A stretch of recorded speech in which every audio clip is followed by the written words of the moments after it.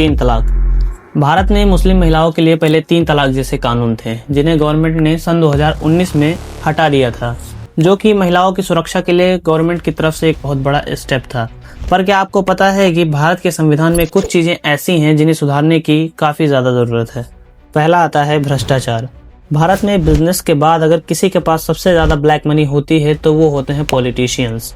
Government से जो पैसा किसी काम को करने के लिए आता है, उनमें से ये लोग 20%, 30% या कभी कभी तो 50% तक कमीशन निकाल लेते हैं, जिससे कि किसी कार्य को करने में ये पूरा पैसा ना लगाकर थोड़े पैसों को ही लगाया जाता है, जिसके नतीजे खराब सड़कें, ब्रिज का टूटना, कहीं किसी स्कूल का छत गिरना आदि कई सारी चीजें देखने को मिलती हैं।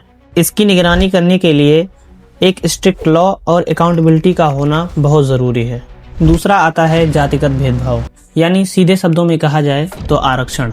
जब आरक्षण बनाया गया था तब नीचे कास्ट के लोगों में आर्थिक स्थिति से तंगी देखने को मिलती थी, पर आज चीज़ें काफ़ी विपरीत हैं।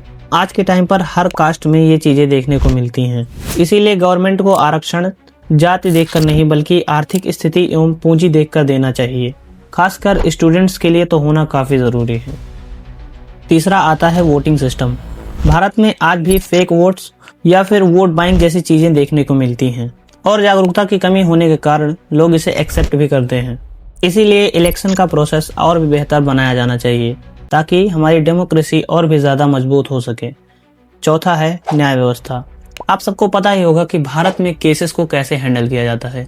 एक नॉर्मल प्रॉपर्टी केस तक को सुलझने में काफ़ी सालों लग जाना एक आम बात है।